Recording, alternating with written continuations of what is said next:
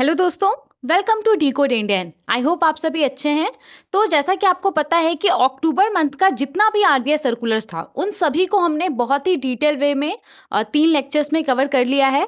अब आज के इस लेक्चर में हम उन आरबीआई सर्कुलर्स के ऊपर किस तरीके से आपसे एग्जाम में क्वेश्चन पूछा जा सकता है उसको देखने वाले हैं। ओके, तो चलिए शुरू करते हैं बिना किसी डिले के। अगर आपको इस पर्टिकुलर लेक्चर का पीडीएफ चाहिए होगा या फिर आने वाला जितना भी लेक्चर है उसका पीडीएफ चाहिए होगा तो टेलीग्राम चैनल का लिंक डिस्क्रिप्शन बॉक्स में दिया गया है, वहां से जाकर के आप इस लेक्चर का और आने वाला जितना भी लेक्चर है उसका पीडीएफ डाउनलोड कर सकते हैं। ओके, तो चलिए शुरू करते हैं और एक एक करके देखते हैं क्या क्या क्वेश्चंस हैं हमारे पास।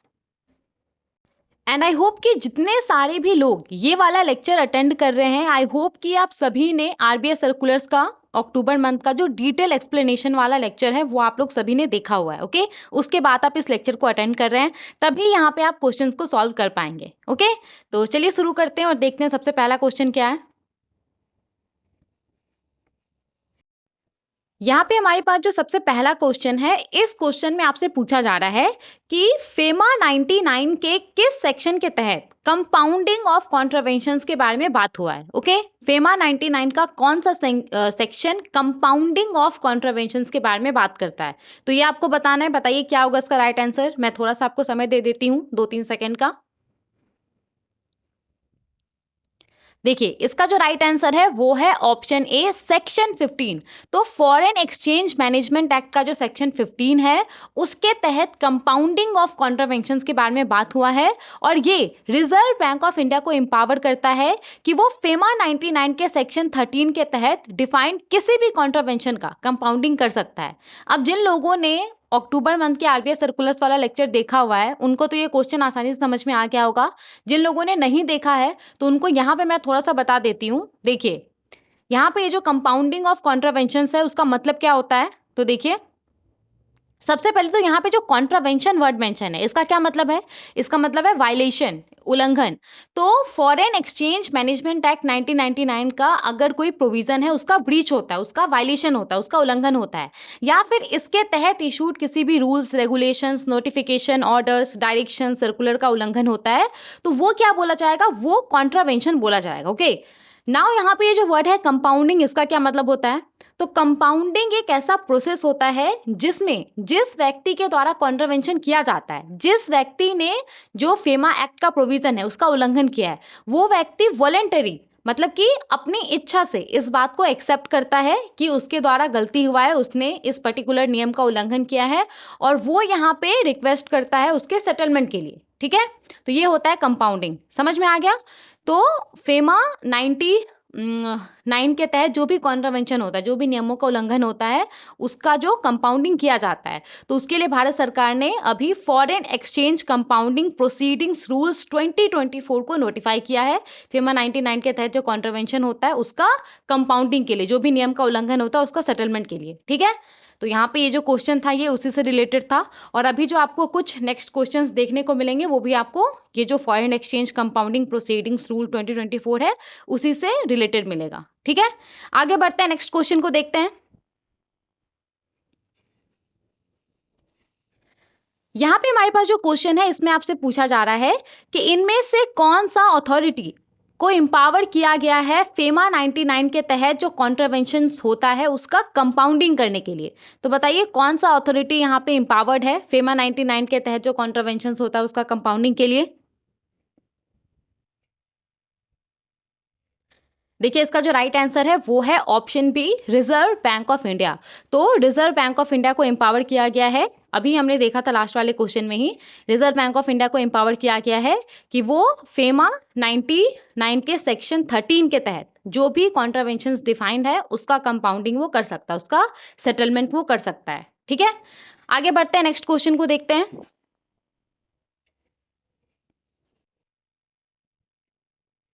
ओके, यहाँ पे हमारे पास जो क्वेश्चन है इस क्वेश्चन में आपसे पूछा जा रहा है कि फेमा 99 के तहत जो कॉन्ट्रावेंशन एप्लीकेशन है जो सबमिट किया जाता है एप्लीकेंट के द्वारा, तो उसका कंपाउंडिंग के लिए मैक्सिमम टाइम फ्रेम क्या है, मतलब कि मैक्सिमम कितने दिनों के अंदर जो कॉन्ट्रावेंशन का कंपाउंडिंग है उसका सेटलमेंट है वो हो जाना चाहिए। तो बताइए क्या होगा इसका राइट आंसर।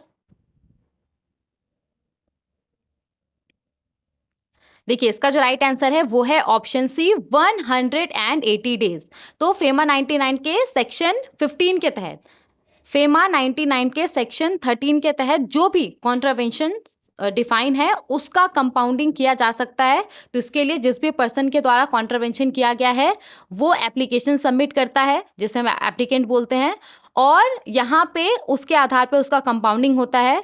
और जिस डेट को एप्लीकेशन रिसीव किया जाता है उसके 180 डेज के अंदर जो वो कॉन्ट्रावेंशन है उसका कंपाउंडिंग हो जाना चाहिए रिजर्व बैंक के ऑफिसर्स के द्वारा। ओके, तो दिस इज वेरी इंपॉर्टेंट, कितने दिनों के अंदर जो कॉन्ट्रावेंशन एप्लीकेशन होता है उसका कंपाउंडिंग हो जाना चाहिए 180 डेज के अंदर, याद रहेगा, as prescribed in rule 4 of the compounding rules 2024। Okay, आगे बढ़ते हैं, नेक्स्ट क्वेश्चन को देखते हैं। यहाँ पे हमारे पास जो क्वेश्चन है, इस क्वेश्चन में आपसे पूछा जा रहा है कि फेमा 99 के सेक्शन 13 सब सेक्शन 1 के तहत अगर कोई कॉन्ट्रावेंशन हुआ है और उसमें जो अमाउंट इन्वॉल्व है वो क्वांटिफिएबल है। क्वांटिफिएबल का मतलब क्या होता है कि उसको क्लियरली डिटरमाइन किया जा सकता है। तो इस केस में पेनल्टी का अमाउंट क्या होगा, जो एप्लीकेंट है उसको कितना पैसा देना होगा पेनल्टी के तौर पे मैक्सिमम, ये आपसे पूछा जा रहा है। तो बताइए क्या होगा इसका राइट आंसर। हो गया। देखिए इसका जो राइट आंसर है वो है option B, up to thrice the sum involve.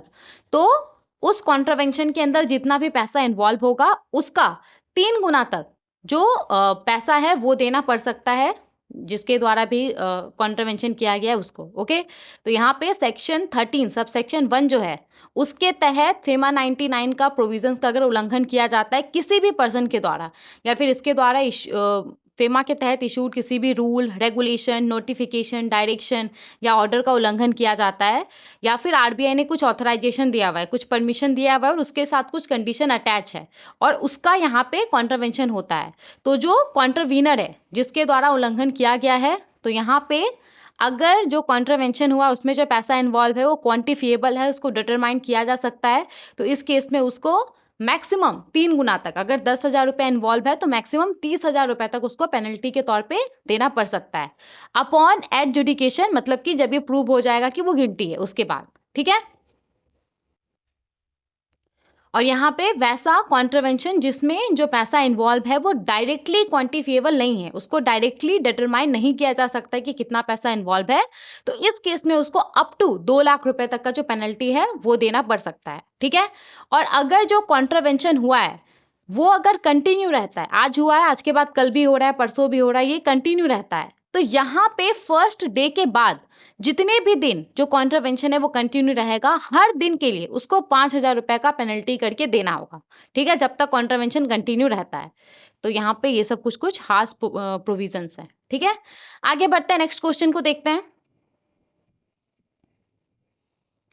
Okay, तो यहाँ पे जो क्वेश्चन है ये तो आप आसानी से कर लेंगे। यहाँ पे क्या बोला जा रहा है कि फेमा 99 के सेक्शन 13 सबसेक्शन 1 के तहत वैसा कॉन्ट्रवेंशन जिसमें जो पैसा इन्वॉल्व है वो डायरेक्टली क्वांटिफिएबल नहीं है। Okay, contravention is not directly quantifiable, तो यहाँ पे पेनल्टी का अमाउंट आपसे पूछा जा रहा है। बताइए क्या होगा राइट आंसर। अभी हमने देखा था, तो यहाँ पे जो राइट आंसर है वो है option B, up to 2 lakh rupees तक। याद रखिएगा, कॉन्ट्रावेंशन हुआ है उसमें जो पैसा इन्वॉल्व है अगर वो क्वांटिफिएबल है तो इस केस में जितना पैसा इन्वॉल्व है उसका अप टू 3 टाइम्स, ओके, उसका 3 गुना तक जो पैसा है, जो पेनल्टी है वो देना पड़ सकता है पर्सन को जिसने कॉन्ट्रावेंशन किया है। और अगर कोई कॉन्ट्रावेंशन हुआ और उसमें जो पैसा इन्वॉल्व है वो क्वांटिफिएबल नहीं है, उसको क्लियरली डिटरमाइन नहीं किया जा सकता है, तो यहाँ पे penalty up to 2 lakh rupees तक हो सकता है। ठीक है, 2 लाख रुपए तक का जो पेनल्टी है वो हो सकता है। समझ में आ गया, आगे बढ़ते हैं। यहाँ पे हमारे पास जो क्वेश्चन है, इस क्वेश्चन में आपसे पूछा जा रहा है कि फेमा 99 के तहत जो कॉन्ट्रावेंशंस होता है उसके कंपाउंडिंग के लिए जो अपडेटेड गाइडलाइंस है आरबीआई का, उसके हिसाब से कोई एप्लीकेंट कंपाउंडिंग एप्लीकेशन को इनमें से किस पोर्टल के थ्रू सबमिट कर सकता है, ये आपको बताना है। तो बताइए राइट आंसर क्या होगा। तो यहाँ पे जो राइट आंसर है वो है ऑप्शन बी, प्रवाह पोर्टल। ओके, तो कोई एप्लीकेंट है, वो जो कंपाउंडिंग एप्लीकेशन है उसको वो रेलेवेंट डॉक्यूमेंट के साथ, अगर उसको फिजिकली करना है तो फिजिकली वो सबमिट कर सकता है, अगर उसको ऑनलाइन करना है तो आरबीआई का जो प्रवाह पोर्टल है उसके थ्रू वो कर सकता है। आइदर सुमोटो वो खुद से कर सकता है, या फिर जो आरबीआई के द्वारा मेमोरेंडम ऑफ कॉन्ट्रवेंशन इशू किया जाएगा, जो नोटिस इशू किया जाएगा, उसके आधार पे वो सबमिट कर सकता है। ठीक है, समझ में आ गया? आगे बढ़ते हैं, नेक्स्ट क्वेश्चन को देखते हैं। यहाँ पे हमारे पास जो क्वेश्चन है इसमें आपसे पूछा जा रहा है कि जो अपडेटेड गाइडलाइंस है कंपाउंडिंग ऑफ कॉन्ट्रवेंशंस के लिए अंडर फेमा 99, तो यहाँ पे उसके तहत कंपाउंडिंग एप्लीकेशन सबमिट करने के लिए प्रिस्क्राइब्ड फी क्या है, ये आपसे पूछा जा रहा है। तो बताइए क्या होगा इसका राइट आंसर। और ये बहुत ही ज़्यादा इंपॉर्टेंट क्वेश्चन है। जो कंपाउंडिंग एप्लीकेशन सबमिट किया जाता है उसके साथ कितना फी भी सबमिट करना होता है, ये आपसे पूछा जा रहा है। ठीक है, बताइए।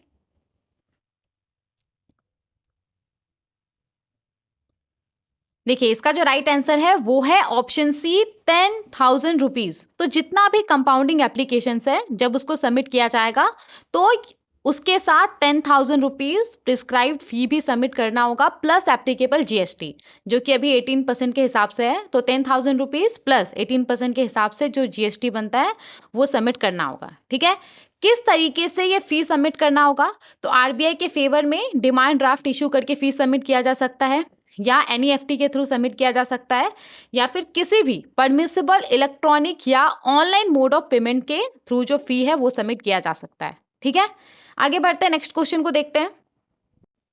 यहाँ पे हमारे पास जो क्वेश्चन है इसमें आपसे पूछा जा रहा है कि फेमा 99 के तहत कोई कॉन्ट्रवेंशन है उसका कंपाउंडिंग नहीं हो सकता है अगर किसी एप्लीकेंट ने सिमिलर कॉन्ट्रवेंशन कितने दिनों के अंदर कमिट किया है। ओके, तो कोई पर्सन है उसने कुछ कॉन्ट्रवेंशन कमिट किया है, तो उसके कितने दिनों के अंदर अगर वो सिमिलर कॉन्ट्रवेंशन कमिट करेगा तो उसका कंपाउंडिंग नहीं हो सकता है। बताइए क्या होगा इसका राइट आंसर।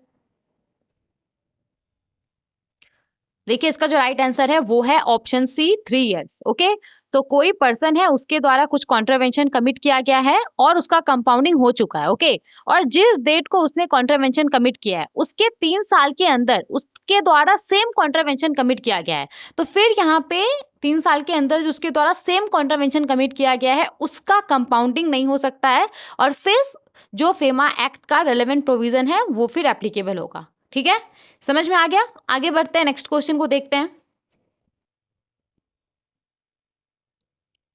यहाँ पे हमारे पास जो क्वेश्चन है इसमें आपसे पूछा जा रहा है कि कंपाउंडिंग रूल्स 2024 के रूल 4 सब रूल 1 के तहत फेमा 99 का कौन सा सेक्शन का अगर कॉन्ट्रवेंशन होता है तो वो एलिजिबल नहीं है रिजर्व बैंक के द्वारा कंपाउंडिंग के लिए। ओके, तो फेमा 99 के कौन से सेक्शन का अगर कॉन्ट्रवेंशन होता है तो फिर उसका कंपाउंडिंग नहीं किया जा सकता है रिजर्व बैंक के द्वारा। बताइए क्या होगा इसका राइट आंसर। देखिए इसका जो राइट आंसर है वो है ऑप्शन डी, सेक्शन 3 सबसेक्शन ए। ओके, तो याद रखिएगा कंपाउंडिंग रूल्स 2024 के रूल 4 सब रूल 1 के तहत कोई ऐसा ट्रांजैक्शन है जिसमें कि सेक्शन 3 सबसेक्शन ए का कॉन्ट्रावेंशन हुआ है तो फिर यहाँ पे इस केस में वो रिजर्व बैंक ऑफ इंडिया के द्वारा कंपाउंडिंग के लिए एलिजिबल नहीं होगा, फिर रिजर्व बैंक ऑफ इंडिया उसका कंपाउंडिंग नहीं कर सकता है। ठीक है, समझ में आ गया? आगे बढ़ते हैं, नेक्स्ट क्वेश्चन को देखते हैं। यहाँ पे हमारे पास जो क्वेश्चन है इसमें आपसे पूछा जा रहा है कि फेमा रेगुलेशंस के तहत इनमें से किस टाइप का गारंटीज है जिसको कि पर्सन रेसिडेंट आउटसाइड इंडिया के द्वारा पर्सन रेसिडेंट इन इंडिया के फेवर में इशू करना परमिटेड नहीं है। ओके, तो बताइए क्या होगा इसका राइट आंसर। किस तरह का guarantee person resident outside India के द्वारा पर्सन रेसिडेंट इन इंडिया के फेवर में इशू नहीं किया जा सकता है, परमिटेड नहीं है। देखिए इसका जो राइट आंसर है वो है option B, standby letters of credit SBLCs and performance guarantees. Okay, तो रिजर्व बैंक ऑफ इंडिया ने कुछ कुछ ऐसे इंस्टेंसेस को नोटिस किया है जहां पे पर्सन रेसिडेंट आउटसाइड इंडिया के द्वारा, भारत के बाहर का जो इंडिविजुअल है, एंटिटी है, उसके द्वारा पर्सन रेसिडेंट इन इंडिया के फेवर में ऐसे गारंटीज को इशू किया जा रहा था जो कि एग्जिस्टिंग फेमा रेगुलेशंस के तहत परमिटेड नहीं था, जैसे कि ये आपका stand by letters of credit हो गया, परफॉर्मेंस गारंटीज हो गया। तो यहाँ पे आरबीआई ने जितना भी एडी कैटेगरी 1 बैंक्स है उसको आरबीआई ने बोला था कि वो इस बात को इंश्योर करे कि जो भी उसके द्वारा गारंटीज को फैसिलिटेट किया जा रहा है उसके जो रेजिडेंट क्लाइंट है उसके लिए, तो वो फेमा रेगुलेशंस के तहत है, उसको कंप्लाई करके इशू किया जा रहा है। ओके, तो इस बात को इंश्योर करने के लिए यहाँ पे बोला गया है। ना देखिए यहाँ पे stand by letters of credit और जो परफॉर्मेंस गारंटी उसको ऑलरेडी हमने डिस्कस किया हुआ था। यहाँ पे अगर मैं आपको थोड़ा सा बताऊं तो standby letter of credit क्या होता है, ये बैंक इशूड गारंटी होता है जो कि किसी बेनिफिशियरी को जिसको कि किसी से पैसा मिलना है उसको एश्योर करता है कि उसको जो पैसा मिलना है वो पैसा उसको मिल जाएगा। अगर उसको पैसा नहीं मिलता है तो इस केस में ये जो standby letters of credit होता है ये बैकअप के तौर पे काम करता है डिफॉल्ट को कवर करने के लिए, ठीक है। और इसका इस्तेमाल अक्सर जो इंटरनेशनल ट्रेड होता है, लार्ज प्रोजेक्ट होता है, उसमें किया जाता है। समझ में आ गया? आगे बढ़ते हैं, नेक्स्ट क्वेश्चन को देखते हैं। ओके, नेक्स्ट क्वेश्चन पे जाने से पहले परफॉर्मेंस गारंटी क्या होता है, तो ये एक ऐसा प्रॉमिस है जो कि गारंटर के द्वारा किया जाता है, किसी बैंक किसी थर्ड पार्टी के द्वारा किया जाता है कि कॉन्ट्रैक्ट के हिसाब से कोई सर्विस या फिर प्रोडक्ट को डिलीवर कर दिया जाएगा।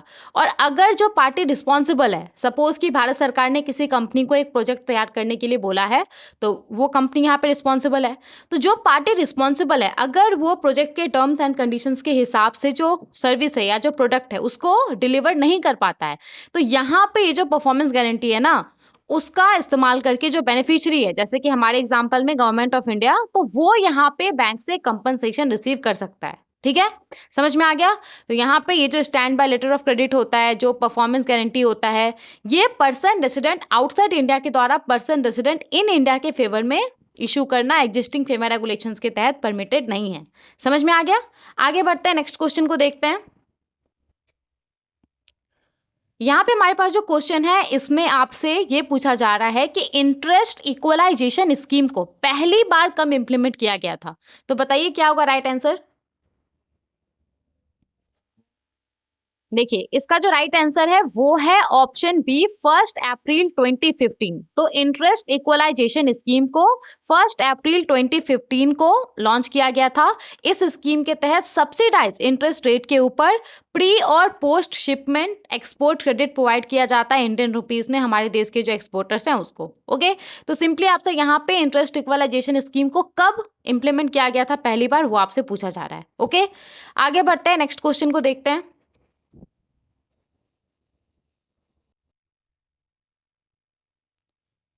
यहाँ पे हमारे पास जो क्वेश्चन है, इस क्वेश्चन में आपसे पूछा जा रहा है कि इंटरेस्ट इक्वलाइजेशन स्कीम जो है प्री और पोस्ट शिपमेंट रुपी एक्सपोर्ट क्रेडिट के लिए, तो इसको कब तक के लिए एक्सटेंड कर दिया गया है। ओके, ये आपसे यहाँ पे पूछा जा रहा है कि इस स्कीम को कब तक के लिए बढ़ा दिया गया है, तो बताइए क्या होगा इसका राइट आंसर। देखिए इसका जो राइट आंसर है वो है ऑप्शन बी, 31 दिसंबर 2024। तो भारत सरकार ने यहाँ पे क्या किया है, भारत सरकार ने जो इंटरेस्ट इक्वलाइजेशन स्कीम है प्री और पोस्ट शिपमेंट रुपी एक्सपोर्ट क्रेडिट के लिए, उसको और 3 महीने के लिए उसको यहाँ पे 31 दिसंबर 2024 तक के लिए बढ़ा दिया है। ठीक है, समझ में आ गया? याद रहेगा डेट, 31 दिसंबर 2024 तक के लिए इंटरेस्ट इक्वलाइजेशन स्कीम को बढ़ा दिया गया है। देखिए ये ना 30 सितंबर 2024 को फिनिश होने वाला था, तो सरकार ने इसको और 3 महीने के लिए यहाँ पे एक्सटेंड कर दिया है। ठीक है, आगे बढ़ते हैं, नेक्स्ट क्वेश्चन देखते हैं। और याद रखिएगा कि अब ये स्कीम सिर्फ जो एमएसएमई एक्सपोर्टर्स है ना उसके लिए अवेलेबल है। ओके, नॉन एमएसएमई जो एक्सपोर्टर्स है उसके लिए ये स्कीम अभी अवेलेबल नहीं है, ये भी याद रखिएगा। तो यहाँ पे जो एक्सटेंशन हुआ है वो सिर्फ किसको बेनिफिट पहुंचाएगा, जो एमएसएमई एक्सपोर्टर्स है उसको ये बेनिफिट पहुंचाएगा। ओके, आगे बढ़ते हैं, नेक्स्ट क्वेश्चन को देखते हैं।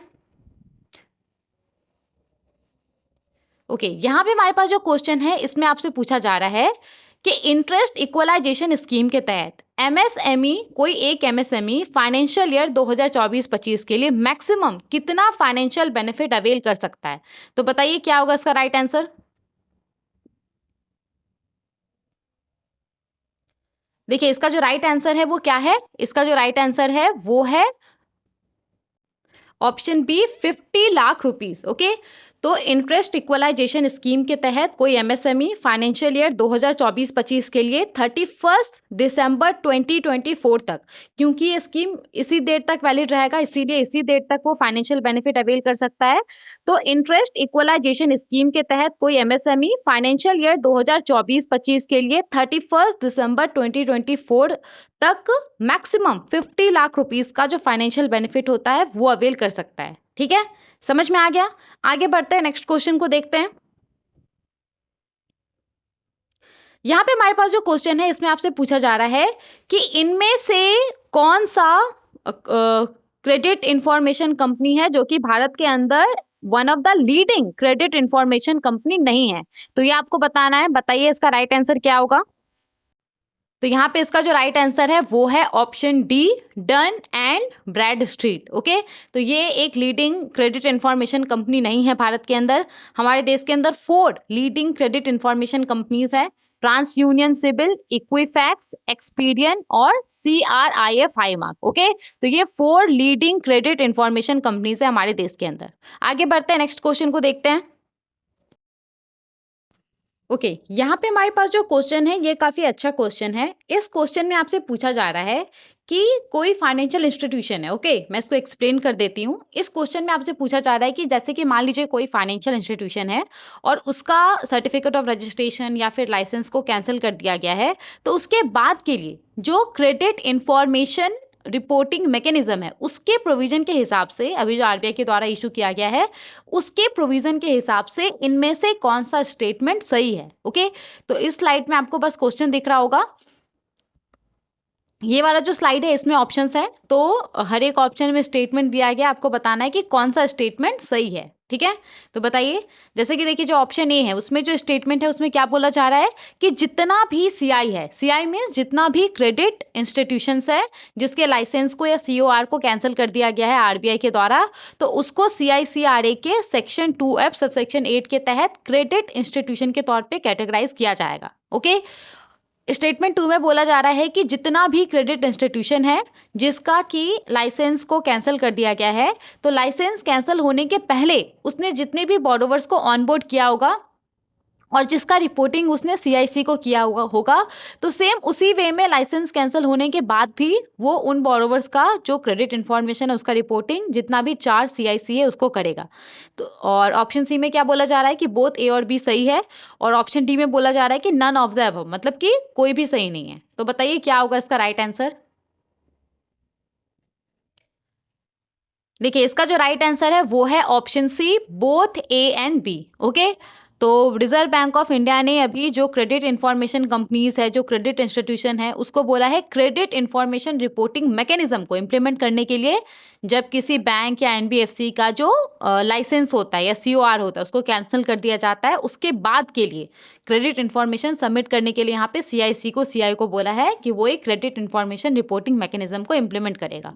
ठीक है, तो यहाँ पे जो दोनों स्टेटमेंट था ऑप्शन ए और ऑप्शन बी में, ऑप्शन ए में क्या बोला जा रहा था कि जितना भी सीआई है जिसका कि लाइसेंस या सीओआर कैंसिल कर दिया गया है, तो उसको उसके बाद भी लाइसेंस कैंसिल हो गया उसके बाद भी सीआईसीआरए के सेक्शन 2F सबसेक्शन 8 के तहत एज अ क्रेडिट इंस्टीट्यूशन के तौर पे कैटेगराइज किया जाएगा।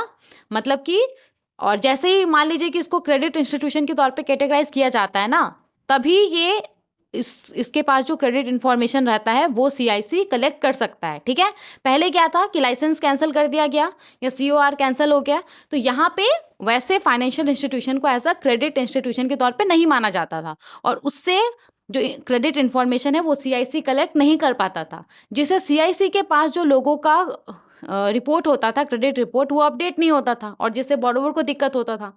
तो यहाँ पे ये सब समस्या को दूर करने के लिए आरबीआई ने जो लाइसेंस कैंसिल कर दिया जाता है उसके बाद के लिए क्रेडिट इंफॉर्मेशन रिपोर्टिंग मैकेनिज्म को इम्प्लीमेंट करने के लिए बोला है।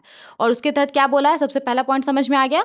दूसरे पॉइंट पे ये बोला जा रहा है कि जितना भी क्रेडिट इंस्टीट्यूशन है जिसके लाइसेंस या सीओआर को कैंसिल कर दिया गया है, तो लाइसेंस कैंसिल होने से पहले जितने भी बोरोवर्स को उसने ऑनबोर्ड किया होगा और जिसका रिपोर्टिंग उसने सीआईसी को किया होगा, तो सेम उसी प्रकार से वो लाइसेंस कैंसिल होने के बाद भी जो 4 हमारे देश के अंदर सीआईसी है उसको क्रेडिट इन्फॉर्मेशन का रिपोर्टिंग करेगा। कब तक रिपोर्टिंग करेगा, तो जब तक कि लोन का जो लाइफ साइकिल है वो समाप्त नहीं हो जाता है या फिर जो क्रेडिट इंस्टीट्यूशन है वो बंद नहीं हो जाता, उसका वाइंड अप नहीं हो जाता है, ठीक है, जो भी पहले होता है। समझ में आ गया? आगे बढ़ते हैं, नेक्स्ट क्वेश्चन को देखते हैं। काफी अच्छा क्वेश्चन था ये। देखिए यहाँ पे हमारे पास जो क्वेश्चन है इसमें आपसे पूछा जा रहा है कि 25 नवंबर 2010 का जो आरबीआई का सर्कुलर है, submission of information to CIC को लेकर के, तो उसके हिसाब से एसेट रिकंस्ट्रक्शन कंपनीज को इनमें से क्या करने के लिए बोला गया था। ओके, तो आपको बताना है, बताइए इसका राइट आंसर क्या होगा। ओके, यहाँ पे ये आप देख सकते हैं, ये सब ऑप्शंस हैं। तो मैं आपको थोड़ा समय दे देती हूँ, आप चाहे तो ये चारों ऑप्शन को अच्छे से पढ़ सकते हैं और फिर आप अपना आंसर इसमें सेलेक्ट कर सकते हैं।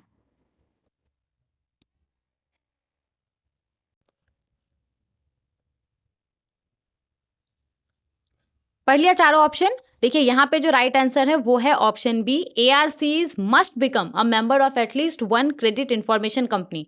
तो 2010 का आरबीआई का जो सर्कुलर था उसके हिसाब से जितना भी एसेट रिकंस्ट्रक्शन कंपनी है उसको यहाँ पे बोला गया था कि उसको कम से कम एक क्रेडिट इंफॉर्मेशन कंपनी का तो मेंबर होना ही होना है, ये उसके लिए अनिवार्य था। ठीक है ना। यहाँ पे अभी क्या फैसला लिया गया था, तो अभी आरबीआई ने क्या किया है कि बैंक और एनबीएफसीज के लिए जो गाइडलाइंस है उसके साथ एआरसीज के लिए जो गाइडलाइंस है उसको अलाइन करने के लिए, और बैंक और एनबीएफसीज के द्वारा जो bad loans, non performing asset को ट्रांसफर कर दिया जाता है एआरसीज को, तो उसके बाद बोरोवर के क्रेडिट हिस्ट्री को ट्रैक करने के लिए यहाँ पे जो एआरसीज के लिए गाइडलाइंस था उसको यहाँ पे रिवाइज किया गया है। ओके,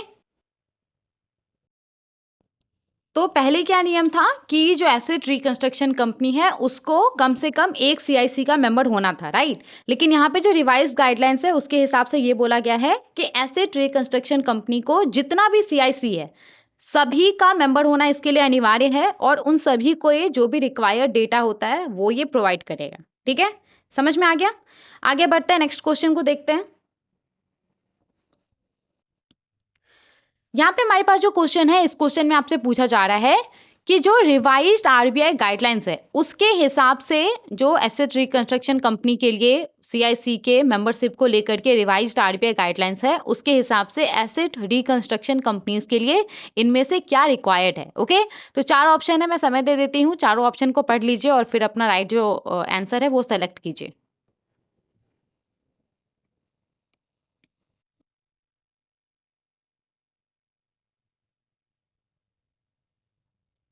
कर लिया आपने, आई होप आप सभी ने इसका राइट आंसर दिया होगा। तो यहाँ पे इसका जो राइट आंसर है वो क्या है, option B, become a member of all CIC. तो यहाँ पे जो रिवाइज्ड आरबीआई का गाइडलाइंस है उसके हिसाब से एसेट रिकंस्ट्रक्शन कंपनी को जितना भी सीआईसी है उन सभी का मेंबर होना है। ठीक है, समझ में आ गया। आगे बढ़ते हैं, नेक्स्ट क्वेश्चन को देखते हैं। यहाँ पे हमारे पास जो क्वेश्चन है, इस क्वेश्चन में आपसे पूछा जा रहा है कि जो रिवाइज्ड आरबीआई का गाइडलाइंस है on submission of information to सीआईसीज बाय एआरसी, तो उसके हिसाब से प्रिस्क्राइब्ड फ्रीक्वेंसी क्या है एआरसीज के लिए, जिस फ्रीक्वेंसी में एआरसीज को अपडेटेड क्रेडिट इंफॉर्मेशन सीआईसी को प्रोवाइड करना है। तो बताइए इसका राइट आंसर क्या होगा। क्वेश्चन समझ में आ गया ना, इसमें क्या पूछा जा रहा है, मतलब कि किस फ्रीक्वेंसी में जो एसेट रिकंस्ट्रक्शन कंपनीज है उसको सीआईसी को अपडेटेड क्रेडिट इंफॉर्मेशन प्रोवाइड करना होगा, मंथली, क्वार्टरली, फोर्टनाइटली, एनुअली, ये आपसे पूछा जा रहा है। तो बताइए क्या होगा इसका राइट आंसर।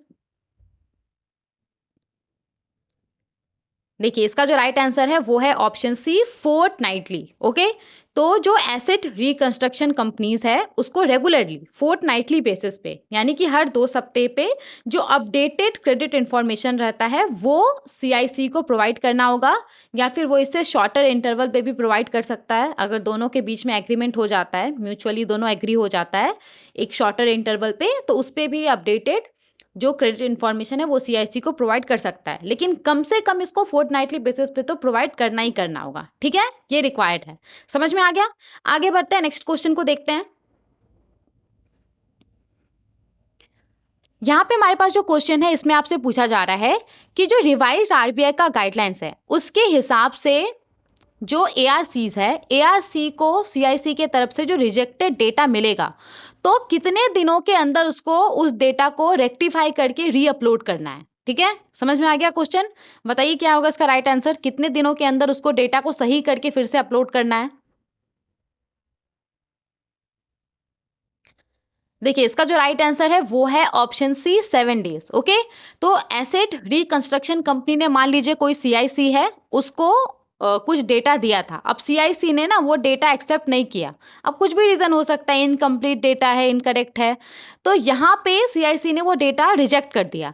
तो जिस डेट को एआरसी वो रिजेक्टेड डेटा रिसीव करेगा, उसके 7 डेज के अंदर उसको डेटा को रेक्टिफाई करना होगा, सही करना होगा और उसको रीअपलोड करना होगा। ठीक है, वापस उसको प्रोवाइड करना होगा। समझ में आ गया? आगे बढ़ते हैं, नेक्स्ट क्वेश्चन को देखते हैं। यहाँ पे हमारे पास जो क्वेश्चन है इसमें आपसे पूछा जा रहा है कि एसेट रिकंस्ट्रक्शन कंपनीज को कब तक, जो ये आरबीआई का रिवाइज गाइडलाइंस है सबमिशन ऑफ इंफॉर्मेशन टू सीआईसीज को लेकर के, तो एसेट रिकंस्ट्रक्शन कंपनीज को कब तक जो आरबीआई का रिवाइज गाइडलाइंस है उसके कंप्लायंस को इंश्योर करने के लिए नेसेसरी सिस्टम और प्रोसेसेस को एस्टेब्लिश कर लेना है। ओके, तो बताइए क्या होगा इसका राइट आंसर। देखिए यहाँ पे जो राइट आंसर है वो है ऑप्शन सी जनवरी 1 2025। तो जनवरी 1 2025 तक एआरसीज को जो भी नेसेसरी सिस्टम होता है, प्रोसेसेस होता है, उसको इस्टेब्लिश कर लेना है, इस बात को इंश्योर करने के लिए कि आरबीआई का जो ये रिवाइज गाइडलाइंस है regarding submission of information to CIC उसका कंप्लायंस हो रहा है। ठीक है, 1 जनवरी 2025 याद रहेगा। आगे बढ़ते हैं, नेक्स्ट क्वेश्चन को देखते हैं। यहाँ पे हमारे पास जो क्वेश्चन है इसमें आपसे पूछा जा रहा है कि एनडीएसओएम का फुल फॉर्म क्या है। तो काफी इंपॉर्टेंट है ये, बताइए क्या होगा इसका राइट आंसर। इसको लेकर के पूरा एक डायरेक्शन था, हमने इसको डिस्कस किया था अपने लेक्चर में।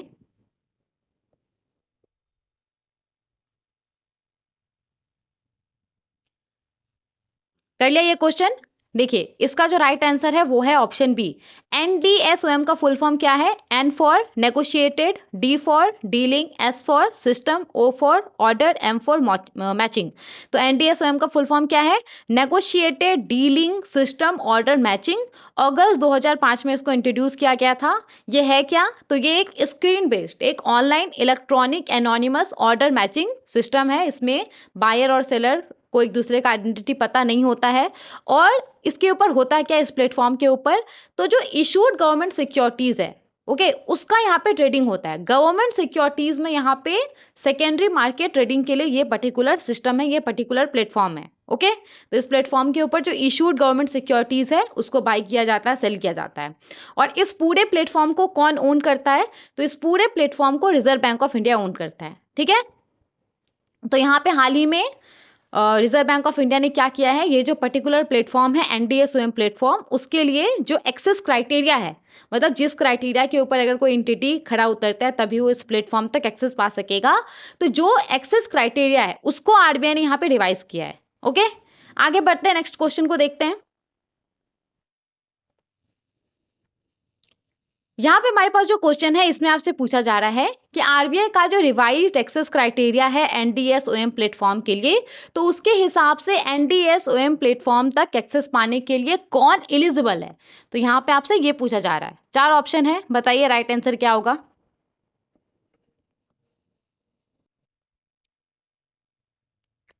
देखिए इसका जो राइट आंसर है वो है option B, entities eligible to invest in government securities. तो कोई भी ऐसा पर्सन, कोई भी ऐसा एंटिटी जो कि गवर्नमेंट सिक्योरिटीज में इन्वेस्ट करने के लिए एलिजिबल है, तो वो यहाँ पे ये जो पूरा प्लेटफॉर्म है एनडीएसओएम प्लेटफॉर्म, जिसके ऊपर इशूड गवर्नमेंट सिक्योरिटीज का बाय और सेल किया जाता है जिसको, तो इस प्लेटफॉर्म तक एक्सेस पाने के लिए भी वो एलिजिबल होगा, या तो डायरेक्ट एक्सेस के थ्रू या फिर इनडायरेक्ट एक्सेस के थ्रू। ठीक है, नाउ डायरेक्ट एक्सेस का मतलब क्या होता है कि वो पर्सन या एंटिटी इस प्लेटफॉर्म के ऊपर डायरेक्टली जो ट्रेड है उसको एग्जीक्यूट कर सकता है, डायरेक्टली वो गवर्नमेंट सिक्योरिटीज को बाय या फिर सेल कर सकता है। और इनडायरेक्ट एक्सेस का मतलब क्या होता है कि वो जो पर्सन है या जो एंटिटी है वो उसको किसी डायरेक्ट एक्सेस जिसको मिला हुआ जैसे एंटिटी को, तो उसके ऊपर उसको डिपेंड होना पड़ेगा। ठीक है, ओके, तो सिंपली आपसे क्वेश्चन में क्या पूछा जा रहा था कि कौन सा एंटिटी है जो कि एनडीएसओएम प्लेटफॉर्म तक एक्सेस पाने के लिए एलिजिबल है। तो यहाँ पे कोई भी ऐसा पर्सन एंटिटी जो कि गवर्नमेंट सिक्योरिटीज में इन्वेस्ट करने के लिए एलिजिबल है, वो इस प्लेटफॉर्म तक एक्सेस पाने के लिए एलिजिबल है, डायरेक्ट एक्सेस पाने के लिए या फिर इनडायरेक्ट एक्सेस पाने के लिए। ठीक है, दोनों का अलग अलग कंडीशन है। आगे बढ़ते हैं, नेक्स्ट क्वेश्चन को देखते हैं। यहाँ पे हमारे पास जो क्वेश्चन है, इस क्वेश्चन में आपसे पूछा जा रहा है कि आरबीआई का जो रिवाइज्ड एक्सेस क्राइटेरिया है एनडीए स्वयं प्लेटफॉर्म तक एक्सेस पाने के लिए, तो उसके हिसाब से इनमें से कौन सा एंटिटी है जो कि एलिजिबल है एनडीए स्वयं प्लेटफॉर्म तक डायरेक्ट एक्सेस पाने के लिए। तो बताइए, डायरेक्ट एक्सेस पाने के लिए इनमें से कौन सा एंटिटी है जो कि एलिजिबल है?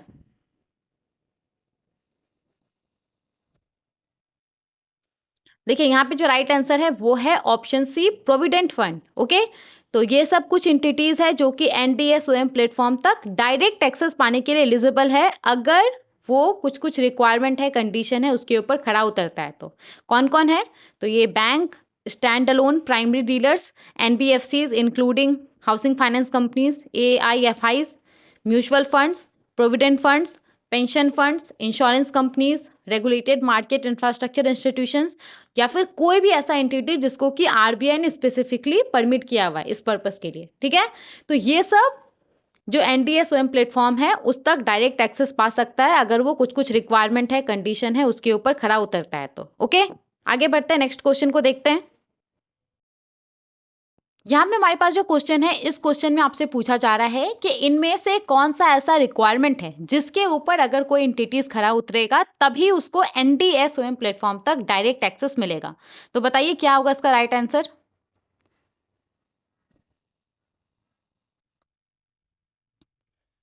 देखिए, यहाँ पे जो राइट आंसर है ना वो है option D, all of the above. तो यहाँ पे जो भी आपको ऑप्शन दिख रहा है ये सब रिक्वायरमेंट है, इन सब के ऊपर अगर कोई एंटिटी है जो कि खरा उतरता है तभी उसको एनडीए स्वयं प्लेटफॉर्म तक डायरेक्ट एक्सेस मिलेगा। अब क्या क्या ये रिक्वायरमेंट है? तो सबसे पहला क्या है, उसका रिजर्व बैंक के पास एसजीएल अकाउंट होना चाहिए, उसका रिजर्व बैंक या फिर डेजिग्नेटेड सेटलमेंट बैंक के पास करेंट अकाउंट होना चाहिए, सीसीआईएल के सिक्योरिटी सेटलमेंट सेगमेंट का मेंबरशिप उसके पास होना चाहिए।